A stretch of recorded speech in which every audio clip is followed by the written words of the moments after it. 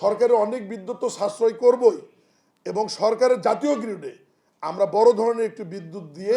স্থানীয় সরকার প্রতিষ্ঠানগুলো সেখান থেকে একটা ইনকামের পথ তৈরি হবে। আমাদের প্রয়োজনের অতিরিক্ত বিদ্যুৎ কোনো অফিস উৎপাদন করলে আমরা সেটা আবার জাতীয় গ্রিডে যাতে বিক্রি করা যায়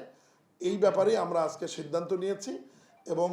এই প্রত্যেকটি প্রতিষ্ঠানের আমাদের অ্যাবিলিটি রয়েছে। আমরা ইউনিয়ন পরিষদের অ্যাবিলিটি রয়েছে, আমাদের পৌরসভার রয়েছে, জেলা পরিষদের রয়েছে, আমাদের সিটি কর্পোরেশনগুলোর রয়েছে এবং পৌরসভার অ্যাবিলিটি রয়েছে এই তাদের রুপটপের অফিসগুলোতে সৌর বিদ্যুতের যে ব্যয় হবে এই ব্যয় মেটানোর জন্য। এরপরেও যদি কোনো লোকাল গভর্নমেন্টের প্রতিষ্ঠান তাদের ব্যয় মেটাতে অক্ষম হয় সেই ক্ষেত্রে আমাদের স্থানীয় সরকার বিভাগের সাধারণ বরাদ্দর পাশাপাশি আমাদের যে স্পেশাল বরাদ্দ আছে আমরা প্রয়োজনে তাদের যদি 5 লাখ 6 লাখ 7 লাখ বা 10 লাখ টাকা এরকম প্রয়োজন হয় আমরা স্পেশাল বরাদ্দ থেকে এই নবায়নযোগ্য জ্বালানিকে কার্যকরী করবার জন্য আমরা এই অর্থ তাদেরকে দিয়ে দেব এবং এই মন্ত্রণালয় থেকে আমরা বড় ধরনের একদম মাঠ পর্যায়ে আমরা এই নবায়নযোগ্য জ্বালানি বা রুপটপে সৌর বিদ্যুতের মাধ্যমে সরকারের জাতীয় গ্রিডের বিদ্যুৎকে আমরা সাশ্রয় করার ব্যাপারে গুরুত্বপূর্ণ ভূমিকা রাখার জন্যই আজকে এই মিটিংয়ের আহ্বান করা হয়েছে। যারা সৌর বিদ্যুতের পাইনর যে প্রতিষ্ঠানগুলি যেমন ওয়ালটন, আরএফএল প্রাণ, এরপরে গ্রামীণ শক্তি, এর বাইরেও যদি ছোটোখাটো কিছু প্রতিষ্ঠান থাকে তাদের সঙ্গে এই কমিটি বসে মূল্যগুলি নির্ধারণ করে নেবে যে কোন অফিসে কি ধরনের মূল্য প্রয়োজন হবে, মানে দাম দর ঠিক করবে আর কি এই কমিটি করলে প্রয়োজন হলে যে প্রতিষ্ঠানের সাথে আমাদের সহজতর হবে যাদের অ্যাবিলিটি আছে এতগুলো প্রতিষ্ঠানে আমাদের তো অনেকগুলো প্রতিষ্ঠান ধরেন আমাদের সিটি কর্পোরেশন 13টি তাদের অধীনস্থ অনেক অফিস রয়েছে, জেলা পরিষদ 61টি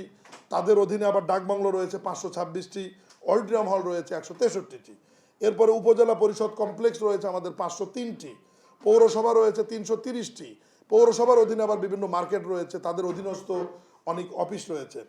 আমাদের ইউনিয়ন পরিষদ রয়েছে 4588টি এবং সিটি কর্পোরেশনের আঞ্চলিক অফিস রয়েছে, সিটি কর্পোরেশনের কমিউনিটি সেন্টার রয়েছে, সিটি কর্পোরেশনের অডিটোরিয়াম হল রয়েছে। এই সমস্ত প্রতিষ্ঠানগুলোকেই নবায়নযোগ্য জ্বালানির আওতায়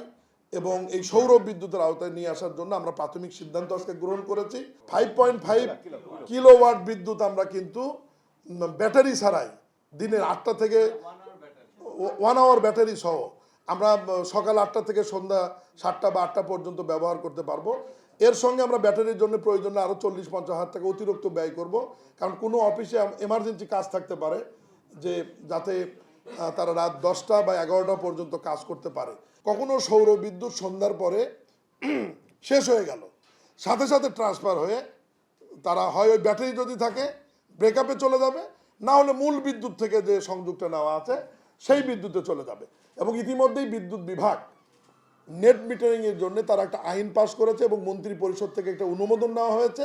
এবং প্রত্যেকটি প্রতিষ্ঠানে আমাদের নেট মিটারিং থাকবে। নেট মিটারিংয়ের ফলে যেটি হবে আমার একটি প্রতিষ্ঠানে 5 কিলোওয়াট বিদ্যুতের প্রয়োজন, সেখানে আমি উৎপাদন করছি 8 কিলোওয়াট, আমি যে 3 কিলোওয়াট জাতীয় গ্রিডে দিব এটা নেট মিটারিংয়ের মাধ্যমে বিদ্যুৎ বিভাগ আমাকে 3 মাস পর পর তাদের যে মূল্য নির্ধারণ থাকবে সেই টাকাটি আমাদের প্রতিষ্ঠানগুলোকে ফেরত দেবে। সরকারের অনেক বিদ্যুৎ তো সাশ্রয় করবই এবং সরকারের জাতীয় গ্রিডে আমরা বড় ধরনের একটি বিদ্যুৎ দিয়ে স্থানীয় সরকার প্রতিষ্ঠানগুলো সেখান থেকে একটা ইনকামের পথ তৈরি হবে। নবায়নযোগ্য জ্বালানি সরকারের যে সিদ্ধান্ত রুপটপে সৌর বিদ্যুতের মাধ্যমে নেট মিটারিংয়ের মাধ্যমে নিজেদের বিদ্যুৎ ব্যবহার এবং জাতীয় গ্রিডে বিদ্যুৎ দেওয়ার ব্যাপারে আমার মনে হয় যে এই মন্ত্রণালয় সবচেয়ে গুরুত্বপূর্ণ ভূমিকা পালন করবে এবং ইনশাল্লাহ আমাদের সেই অ্যাবিলিটি রয়েছে।